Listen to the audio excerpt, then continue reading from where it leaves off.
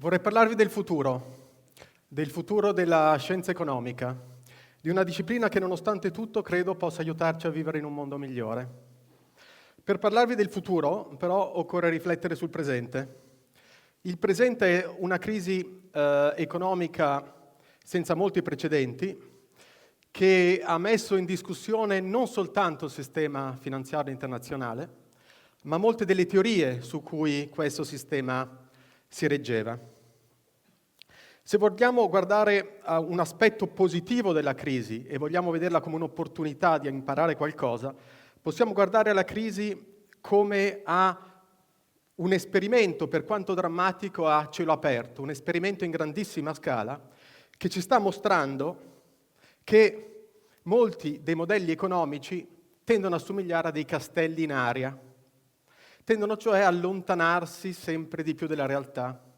Qualcuno addirittura l'ha voluti paragonare alle malattie mentali e appunto la caratteristica di questi disturbi è di allontanarsi sempre di più dal mondo che ci circonda.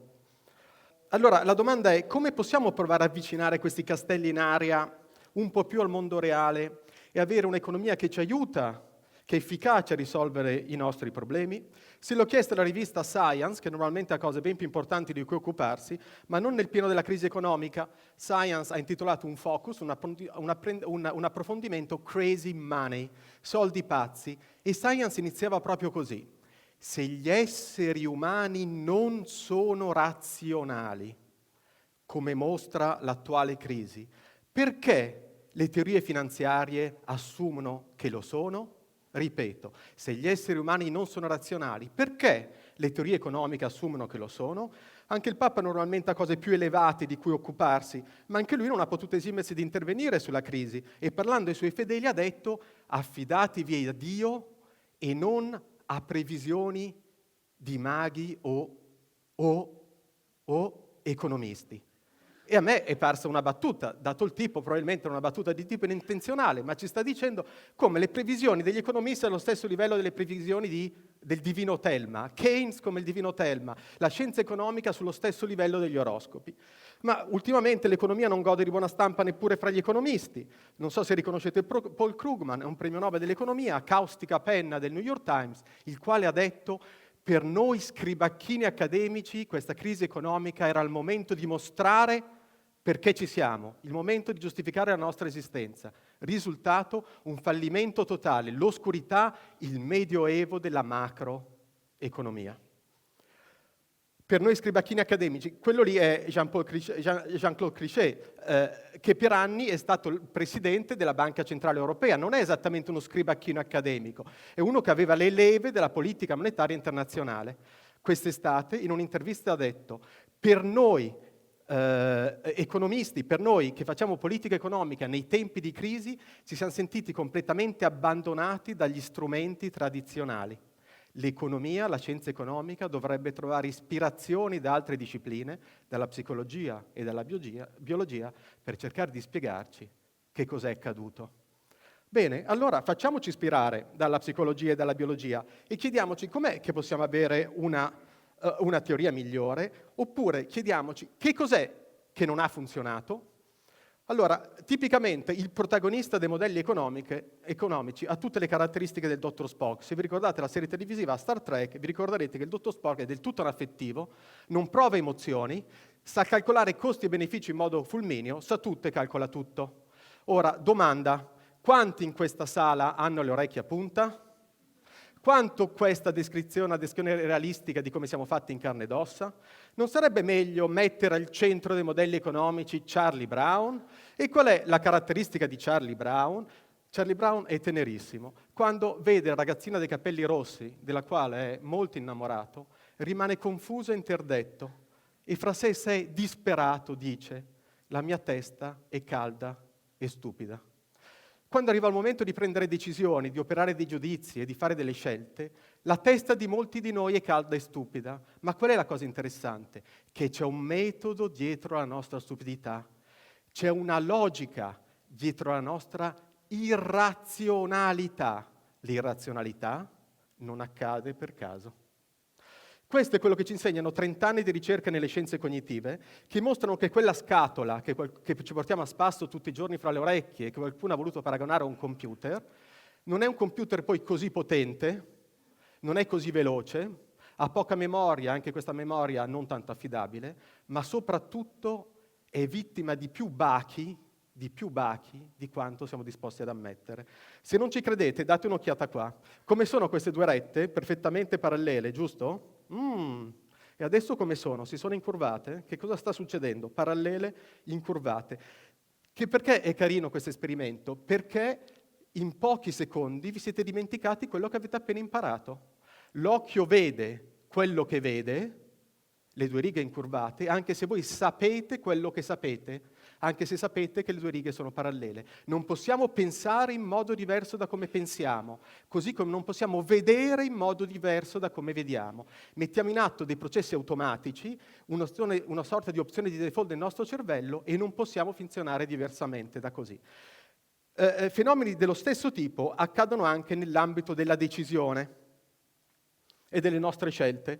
Ora, siete d'accordo che se voi preferite A e B, indipendentemente da come vi incornicio le vostre scelte, voi preferite sempre A e B? Cioè il quadro non dovrebbe essere modificato dalla sua cornice. Se io ho sete, come in questo momento, non fa nessuna differenza se prendo un bicchiere che è mezzo pieno o mezzo vuoto.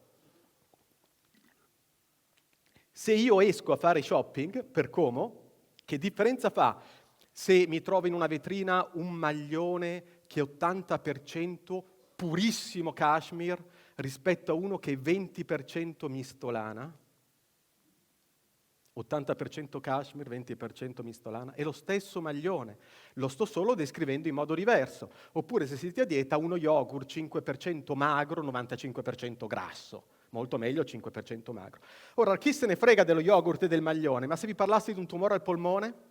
E questo è un esperimento molto famoso pubblicato sul New England Journal of Medicine, in cui si chiedeva a un gruppo di soggetti, pazienti, medici, studenti di medicina, che cosa avrebbero preferito di fronte a un caso drammatico come quello di un tumore al polmone. Gli veniva chiesto loro, immaginate che se scegliete l'intervento chirurgico avete 80% di essere in vita dopo un anno, 70% dopo 2 anni, eccetera, eccetera. E poi si davano le stesse probabilità per la radioterapia. All'altro campione di persone, però si dava l'incorniciamento non in termini di guadagni, di sopravvivenza, 80% di essere in vita, ma la stessa identica cosa in termini di perdite, 20% di essere morti, di non essere sopravvissuti. Siete d'accordo che è lo stesso identico problema? Ma guardate cosa succede alle nostre preferenze. Nel caso dell'incorniciamento in termini di guadagni è l'82% che sceglie l'intervento chirurgico, ma scende al 56% se lo incorniciamo in termini di 20% di non sopravvivere. Allora non è vero che abbiamo un sistema di preferenze definito, ma le nostre preferenze possono dipendere in modo del tutto irrazionale da come le incorniciamo. E la differenza fra il 56 e 82, che fa 26%, è la misura della nostra irrazionalità sistematica. Ora, ma diamo una sbirciatina dentro il nostro cervello di cosa succede mentre operiamo compiti cognitivi di questo tipo. Lo possiamo fare con una tecnologia che si chiama risonanza magnetica funzionale, da cui possiamo inferire che cosa si attiva nel nostro cervello guardando il segnale dell'emoglobina, che è appunto catturata dalle tecniche di brain imaging. E che cos'è che scopriamo? Scopriamo che le persone che sono molto sensibili all'effetto incorniciamento, quindi che sono irrazionali in questo specifico senso, danno una risposta con la loro amigdala, con una parte del nostro sistema limbico che noi condividiamo con rettili mammiferi e che reagisce a che cosa? La paura. È la nostra memoria emozionale della paura, è quella che innesca la reazione combatti o fuggi. E chi è che riesce a essere Dottor Spock? Chi risponde con che cosa? Con quella parte del cervello che ci distingue da rettili mammiferi, che è la corteccia prefrontale. Maggiore attivazione della corteccia prefrontale, maggiore indice di razionalità. Però questo esperimento ci insegna un'altra cosa molto interessante, che il dottor Spock non esiste, perché nessuno, anche quelli che rispondono correttamente a scelte di questo tipo, ha solo un'attivazione della corteccia prefrontale. A tutti parte immediatamente la risposta emotiva. E allora più razionale non è chi non prova emozione, ma più razionale è chi ha una migliore metarappresentazione delle proprie emozioni, dei propri processi cognitivi. La persona più razionale è quello che agisce conoscendo meglio se stesso, i propri condizionamenti emotivi e i propri meccanismi mentali. Ma mettiamoci alla prova con una decisione finanziaria, una decisione economica. Immaginate di giocare con me. Lancio una moneta, 50% testa, 50% croce. Se esce testa, vincete 100 euro. Se esce croce, non vincete nulla. Chi è che gioca con me? 50% di vincere o di perdere 100 euro? Pochissimi, mi sembra. Chi è che è disposto a giocare con me 150 contro 100? Adesso vendete 150, ma rischiate di perderne solo 100. È un po' più interessante? Chi è che giocherebbe la probabilità del 50% di vincere 200 a fronte di una perdita solo di 100? Un po' più interessante? 250 contro 100. Chi è che gioca? Coraggio. 300 contro 100. 400 contro 100. 500? Ok. Allora, che cosa fa la maggior parte di persone in giro per tutto il mondo? Entra in una scommessa di questo tipo quando può vincere 225 euro e perderne solo 100. Significa che le perdite fanno il doppio più male di quanto piacere ci dia una vincita. Per il nostro cervello, perdite e guadagni non si sommano algebricamente. Non sto allo stesso modo se guadagno 100 e perdo 100 e sono a zero. Le perdite, per la psicoeconomia di Charlie Brown, pesano più del doppio dei guadagni. Dovete sapere che una famiglia di scimmie cappuccine dell'Università di Yale, educata all'uso del denaro, le scimmie cappuccine imparano abbastanza in fretta a usare il denaro e imparano velocemente la legge della domanda e dell'offerta. Imparano l'economia, ma sono vittima dei nostri stessi bachi. Le scimmie hanno l'avversione alle perdite esattamente come gli esseri umani e nell'identica proporzione, 2,25 a 1. Che cosa ci dice questo?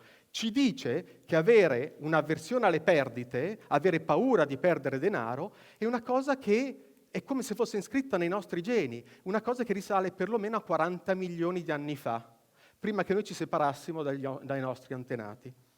Non solo, ma dopo tutto, se ci pensate, ha senso che sia così, perché avere uno strumento molto sensibile alle perdite ci ha probabilmente portati fino a qua. Evolutivamente aver paura, uno sistema d'allarme, aver paura di perdere il cibo, di perdere il rifugio, di farci mangiare da un predatore, è quello che probabilmente ci ha consentito di sopravvivere. Tenete conto che le persone che hanno una lesione specifica e selettiva focale all'amigdala non provano paura di perdere.